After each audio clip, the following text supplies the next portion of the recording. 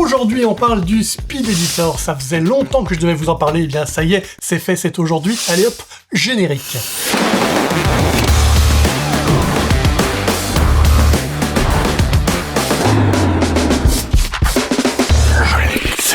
Bienvenue sur Joli Pixel, la chaîne de la post-production en général et de DaVinci Resolve en particulier. Comme disaient les Beatles, après She Loves You.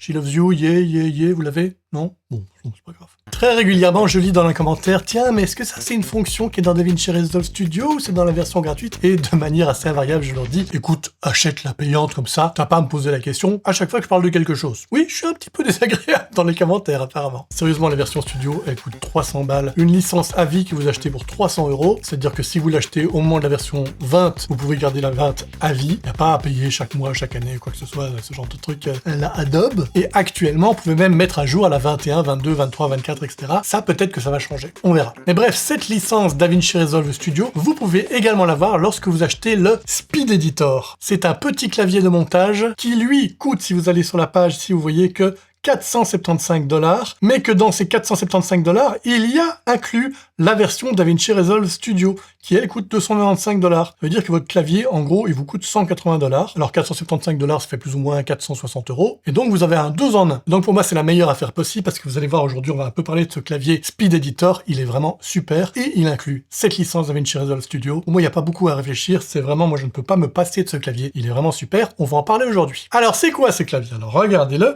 Tout d'abord, vous voyez qu'il y a toute une série de boutons. Alors déjà, ces boutons, ils sonnent bien. Écoutez-moi ça. Ou plus exactement...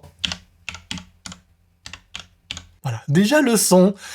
c'est agréable. Moi, je pourrais juste ne pas monter et écouter le son de ce clavier, je serais déjà très bien. Donc les touches sont agréables et à chacune de ces touches est associé un ensemble de fonctions qui est très utile en montage et que vous avez besoin d'avoir tout le temps sous la main. Je vais pas revoir avec vous l'ensemble des boutons, vous trouverez facilement la description dans des PDF ou dans d'autres vidéos. Pourquoi est-ce que je vous parle pas spécifiquement de tous les boutons? C'est parce que pour moi, la plus grande force de ce Speed Editor, c'est pas tellement les boutons, parce que dans l'absolu, avoir des boutons de raccourci, vous seriez aussi bien avec un Stream Deck. Voilà, moi j'ai également un Stream Deck. C'est beaucoup plus configurable, donc vous avez exactement les raccourcis que vous voulez, alors que là, c'est les raccourcis que Blackmagic Design a choisi. Des fois, c'est pertinent, des fois, je trouve que c'est moins pertinent, les choix qu'ils ont fait. Mais bref, pour vous dire que les boutons, c'est évidemment très bien que ce soit là, mais pour moi, c'est pas ce qui fait la grande valeur du Speed Editor. Qu'est-ce qui fait la grande valeur du Speed Editor, alors, me direz-vous? C'est ça! C'est le jog shuttle, comme on appelait ça du temps de quand j'étais jeune et qu'on faisait du montage avec des cassettes qu'on copiait l'une sur l'autre. En gros, ceci, ça vous permettra de vous déplacer dans la matière, mais également, ça vous permet, en conjonction avec certains boutons, de faire des manipulations. On va voir un petit peu tout ça. Alors, on dit souvent que le Speed Editor, il a été créé pour la page Cut. Alors oui, historiquement, il a été créé pour la page Cut. Mais dans l'absolu, il marche également très bien dans la page Edit. La plupart des fonctions que vous pouvez faire dans Cut, vous pouvez également le faire avec le Speed Editor. Il y a un ou deux trucs qui manquent, mais les principaux sont là. Mais bon, commençons dans la page Cut. Voyons ici actuellement, j'ai un ensemble de médias. Là, je vais me mettre en mode Source Tape. Source Tape, pour ceux qui ne savent pas, ça permet de, plutôt que de ne voir uniquement, comme dans la version Source Clip, que un média, dans ici votre, on va dire, timeline de viewer. Si vous passez en mode source tape, vous voyez pas un média, vous voyez l'ensemble des médias qui sont actuellement dans votre chutier. Et donc là, du coup, vous allez voir à quel point ça peut être très rapide. Là, mettons que j'ai un montage à faire avec ces différents clips. Eh bien, je me déplace avec mon jog. Alors jog, ça fait quoi? Ça se déplace de manière, on va dire, assez lente au sein de la matière. Donc c'est très facile pour aller repérer un plan qui vous intéresse. Si on veut se déplacer plus rapidement, le jog c'est un petit peu court. Donc on va plutôt passer en mode scroll. Et en scroll, on va beaucoup plus vite. Donc je peux aller très rapidement du début à la fin de ma matière. Il y a également le mode shuttle que j'utilise beaucoup moins. Je pense qu'il enthousiasme un peu personne. Celui-là, en gros, c'est plus vous allez par là et plus vous allez faire un rewind à une vitesse accélérée. Là, par exemple, je suis en 8 fois. Si je vais un petit peu plus par là, je suis en 3 fois. Honnêtement, j'adore pas ce mode, mais il est là. Le jog et le scroll, ça par contre, je m'en sers absolument tout le temps. Donc imaginons, voilà, je veux aller prendre un premier plan. Je vais faire un point in, un point out. Je fais Smart Insert et automatiquement, j'ai ajouté ce plan dans ma timeline. Et je fais de même avec chacun de mes plans. Ici, voilà, je veux le moment où on commence à voir le burger. Je fais in, je fais out, Smart Insert. Je vais au plan suivant. In, out, Smart Insert. In, out, Smart Insert. In, out, Smart Insert. hop, in, out, etc. Vous voyez à quel point c'est ultra rapide. J'ai comme ça pu très rapidement mettre plusieurs plans sans avoir à faire des tas de manipulations avec ma souris, passer de mon chutier à mon viewer, à déplacer ma souris jusqu'au bouton insert, etc. Là, vraiment, tout est sous mes mains. Ça va très vite, c'est fluide, c'est agréable comme sensation de montage.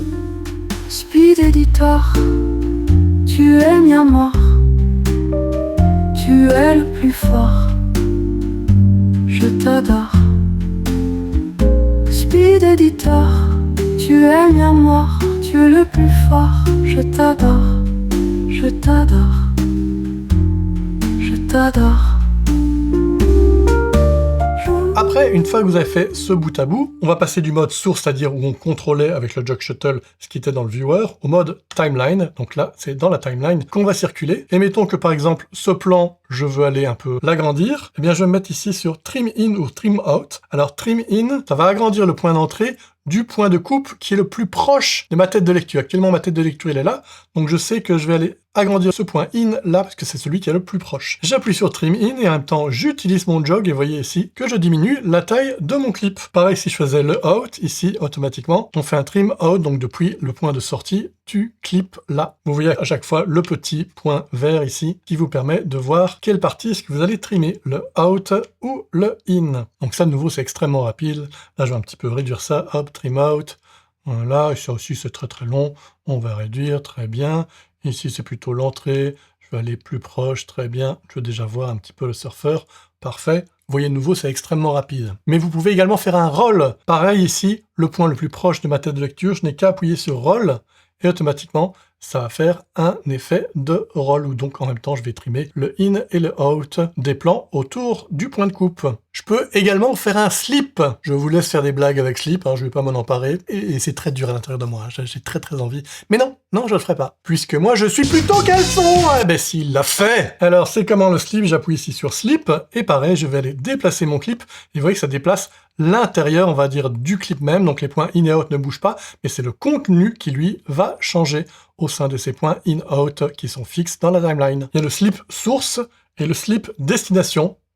Donc en gros, c'est faire un slip sur le clip qui est à gauche ou à droite de mon point de coupe, le plus proche de ma tête de lecture. Mais ce n'est pas tout, je peux également déplacer très facilement un clip. Par exemple, mettons que je veux déplacer ce clip-ci, si voilà celui qui est assez court, je n'ai qu'à appuyer sur Move, et hop, je déplace mon clip. Par exemple, je le mets tout au début, ou je le mets là, ou je le mets là. C'est extrêmement rapide. Et ça, d'ailleurs, c'est une des fonctions qu'il n'y a pas dans la page Edit. Là, je vais passer dans la page Edit, et je vais reprendre exactement la même fonction, ici, Move. Mais si je fais ça, vous voyez qu'il déplace le clip, mais qu'il ne va pas remplir les creux laissés par le déplacement de clip. Donc, pour moi, c'est beaucoup moins intéressant. Par contre, tout le reste qu'on a fait, ici, par exemple, le Trim In, ça marche aussi extrêmement bien.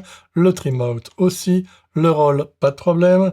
Le slip source, tout à fait aussi. Donc c'est top. Une autre fonction qui est pas mal du tout, c'est ceci. Je fais un double clic sur ce bouton, et je déplace mon jog, et vous voyez que ça redimensionne les espaces entre la partie viewer et la partie timeline. Ça, je m'en sers souvent, parce qu'il y a des fois j'ai besoin de plus d'espace pour voir plus de clips dans ma timeline. Mettons que je travaille sur une timeline où tout d'un coup, il y a plein de clips, et donc je dois avoir par exemple plein de textes empilés, donc je vais aller ouvrir ma timeline, et puis après j'en ai plus besoin, donc je vais aller refermer pour voir davantage de viewers. Également, si j'ai un clip son, là ici je vais me mettre sur un clip son, ce que je peux faire ici, c'est j'appuie sur Audio Level, et pareil avec mon jog, je vais pouvoir aller changer le niveau du volume de mon clip. Et un petit bouton en passant que je trouve vachement utile, dont je me sers tout le temps, c'est ici le Full View. Automatiquement, je passe en vue pleine pour voir le résultat de mon montage, et puis je repasse à mon montage très rapidement. Voilà, ça pour moi, c'est la base de ce qui fait que ce clavier Speed Editor est vraiment génial. C'est tout ce qui est conjonction entre la partie Jog Shuttle et la partie bouton. Le bouton tout seul, pour moi, un Elgato Stream Deck, c'est mieux, sauf le son des boutons. J'aime bien le son de ces boutons. Je sais, c'est débile, mais j'aime bien. Mais vraiment, sur toute la partie Jog Shuttle, en coordination avec des boutons, ça c'est vraiment imbattable. Et ça fait gagner un temps fou. Ça faisait peut-être 3 ans qu'on me demandait quand est-ce que tu fais une vidéo sur le Speed Editor. Ça faisait 3 ans que je procrastinais parce que faut que je mette en place ici une petite lampe et une petite caméra là-haut. C'était compliqué. Qu'est-ce que je suis content que ce soit derrière. Vous êtes fiers de moi? Oui?